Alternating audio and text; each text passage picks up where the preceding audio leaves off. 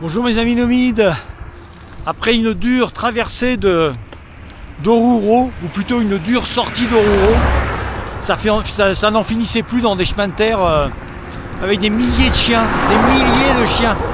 Mais bon, ici ils sont pas...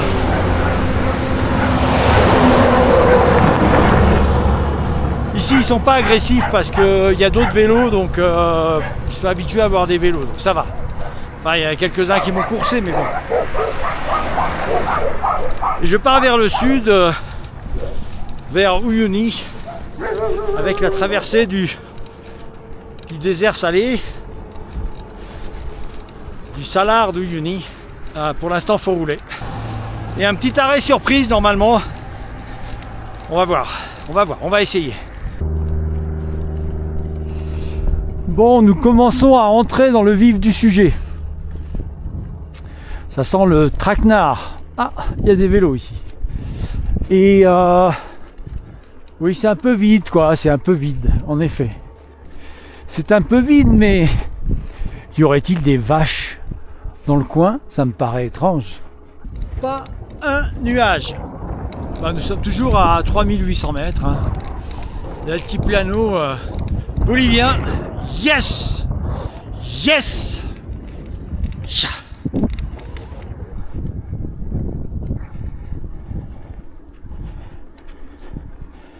Bon, j'essaie un petit peu d'appuyer sur le champignon. Hier j'ai fait 124. Pour moi c'est beaucoup. Hein. Pour certains c'est peu. Aujourd'hui je devrais faire 120 et quelques normalement aussi. On va voir, pourvu que le vent se lève pas. Tout à l'heure il y avait un petit peu de vent de face. On va voir.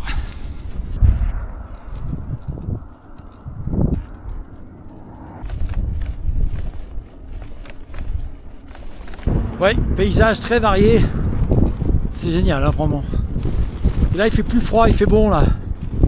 Un plaisir. Savez-vous que la Bolivie est un des seuls pays qui a deux capitales?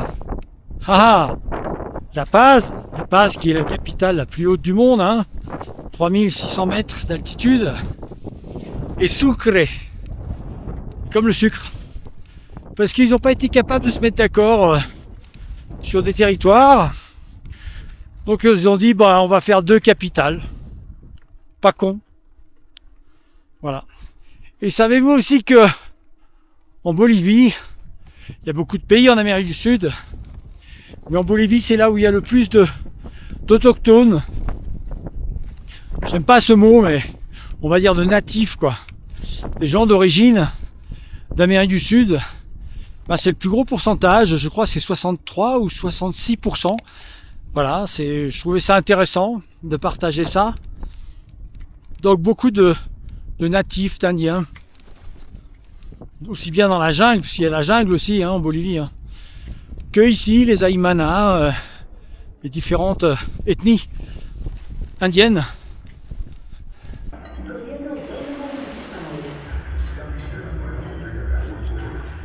Ça fait 2 fois que je vois ça. Je traverse un petit village où il n'y a rien. Franchement, les maisons en terre et tout. Mais ils ont quand même leur terrain de foot.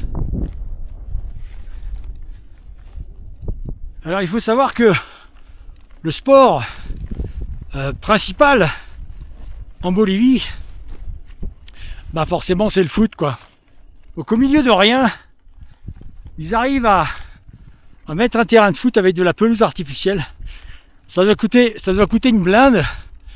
Ils n'ont pas un sou, mais ils arrivent à faire le terrain de foot. C'est pas le premier que je vois. Hein. On n'est pas bien là. Bicéphale avance tout seul. Cool. Viva Bolivia! Voilà où je vais essayer de trouver à dormir ce soir, dans cette ville ou village, dans cet environnement complètement videstre. Ça veut dire plein de vide, quoi. On va voir ce qu'on va trouver. Je suis arrivé à Chalapatta. J'en rêvais. Après 120 km, le pied, quoi. Alors Chalapatta, ça veut dire au-dessus du paradis. C'est vraiment... Non, je déconne, hein, je sais pas ce que ça veut dire, puis je m'en fous. Le truc, c'est qu'il va falloir que j'essaie de trouver un hôtel. C'est pas garanti. On y va. Bon, Je vais aller faire un tour en ville. Non mais c'est pas une blague, hein, c'est la ville. C'est Chalapatta. Je rigole pas là.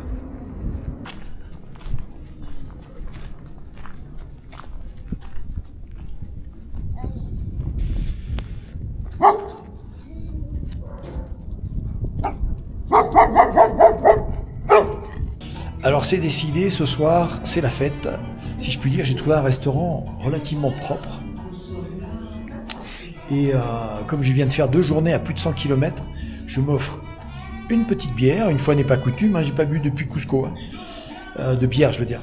Et je vais tester la viande de lama. On va voir ça ensemble. Alors voilà comment ça se présente. La viande est hachée finement, très très finement. Il y a du fromage, il y a des œufs, des pommes de terre, des gros maïs comme on avait déjà vu à Cusco. Gros maïs, des gros grains de maïs. Et ça s'appelle, je me souviens plus comment ça s'appelle, mais c'est de la viande de lama. Le plat que je viens de manger, ça s'appelle charquecan, pour info. Et à l'entrée du restaurant, il y a une 2 chevaux. C'est rigolo, une 2 chevaux, je sais pas ce qu'elle fait là. Citroën 2 chevaux, 1948. Elle n'est pas toute jeune. Hein. On va faire les vitrines.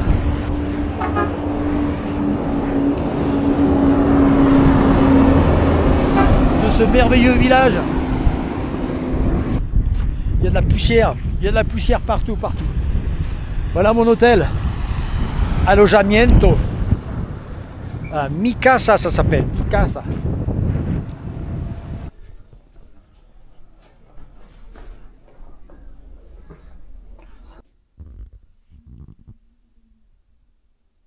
Et vous voyez que je ne vous raconte pas d'histoire, il gèle vraiment la nuit, quoi. Regardez.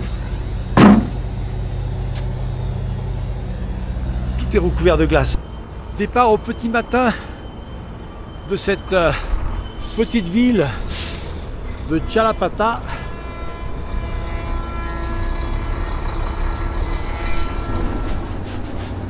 Ah oui, il y a celui-là aussi, j'y avais pas pensé. J'adore, super. Il y a un gros problème ici de fourniture d'essence. Dans tous les villages où il y a une station, les camions attendent. Visiblement, c'est du manque de gasoil. Ils n'ont plus de gasoil nulle part. Et donc, dans toutes les stations, les camions attendent. Et là, ils en ont pour un moment. Hein. Attention, ça va pas tarder. Je regarde mon compteur et paf, 1000 km mes amis, 1000 km, mon premier 1000. Waouh. Bon, j'en ai encore d'autres, hein. Mais là c'est 1000. Bon, le prochain, je devrais être en Argentine. Rien que de dire, le prochain je devrais être en Argentine, ça me fait rêver. Ouais, je suis super content, ça s'est super bien passé. 1000 km depuis Cusco, top. Alors, n'oubliez pas, si vous voulez concrètement m'aider à finaliser ce voyage, n'oubliez pas tipeee.com. Vous pouvez donner ce que vous voulez, ça me fera plaisir. Allez, 1000, 1000 rien du tout quoi. Ça prend du temps de faire 1000. Allez, on roule. On continue la route. C'est de plus en plus désert. Hein. Là, on a quelques lamas qui traînent.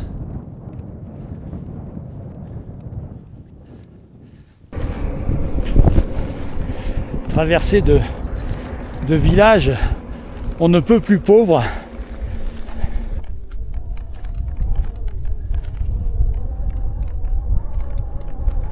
Attendez, hein. Je vais vous montrer un truc. Je veux vraiment vous montrer un truc. Je fais un détour. Alors ne quittez pas. Je sais pas quand est-ce que je vais y arriver, mais je vais y arriver.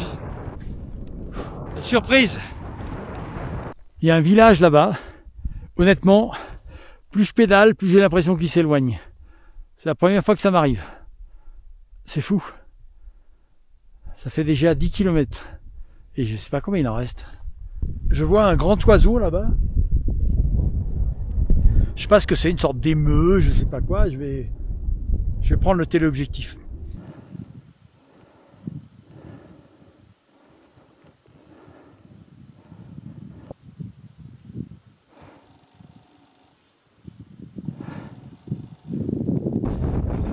Jolie rivière. Dans le dernier petit village là en haut de la côte, j'ai réussi à acheter 4 litres d'eau. Donc je me suis refait un peu d'eau. Ça me fait 5 litres et demi. Ça suffira pas pour le salar, il va falloir que je trouve un autre endroit pour de l'eau. Mais bon, déjà je suis tranquille pour 2 jours, voilà, en économisant, tranquille. On va continuer la route. Je sais pas si ce soir j'arriverai à cette fameuse surprise, mais j'y arriverai. Si c'est pas ce soir, c'est demain. Je me sens un peu seul là. Mais c'est beau. C'est beau. Ça fait 4 heures que j'avance face à ce vent là, avec les tornades. J'ai pas trouvé un seul coin pour pouvoir m'isoler tranquille et planter ma tente. Tout est à la vue de la route. Hein.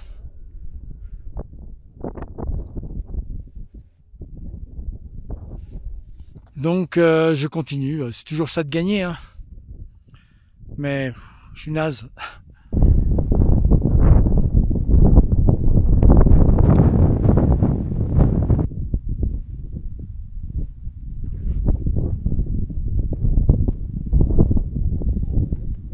Bon, j'ai quand même réussi à monter mon petit bivouac avec le vent.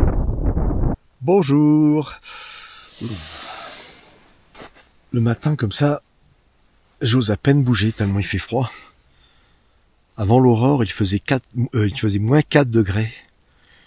Pour qu'elle soit complètement gelée, complètement, bah faut vraiment qu'il fasse froid quoi. Yeah. Je pense que je dois aller contourner le volcan là-bas pour arriver au salar. Le petit bout pointu qu'on aperçoit loin là-bas. Sinon, c'est entièrement vide. Hein. Vide. Complètement vide. Et voilà ma surprise. Je suis à Joyukota. Et je vais vous montrer un cratère. Regardez.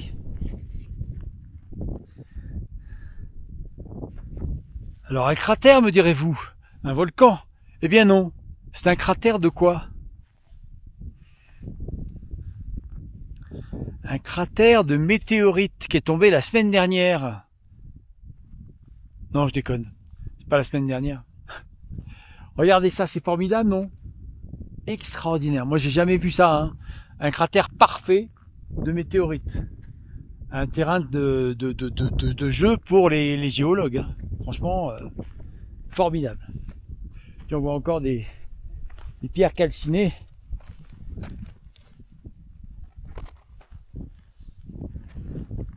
Des pierres fondues, plus ou moins. Ça c'est de la lave. Hein. C'est fondu. Hein. Allez, on va partir. Mais moi, ça m'émeut ce genre de choses parce que peut-être qu'il y a des gens qui restent totalement indifférents.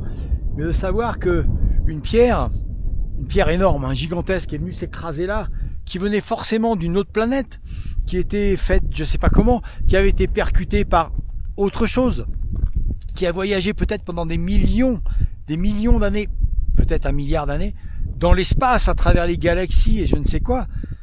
C'est, moi ça me, et le système solaire, ben moi ça m'émeut, voilà.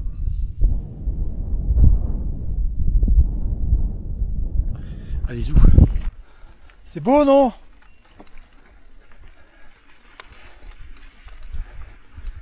Superbe. Je ne sais pas si je vais arriver avant la nuit au village. Là, je suis obligé de monter à pied pour passer le col, là. Et je voulais arriver dans un hôtel. Et apparaît au loin le salar.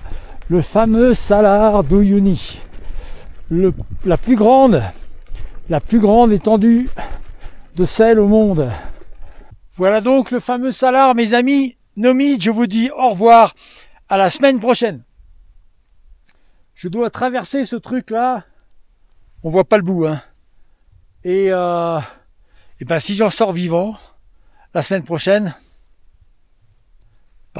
si j'en sors vivant, ben la semaine prochaine, vous aurez une vidéo. Non, je rigole. Enfin bon, c'est quand même un sacré morceau, hein, à traverser de part en part.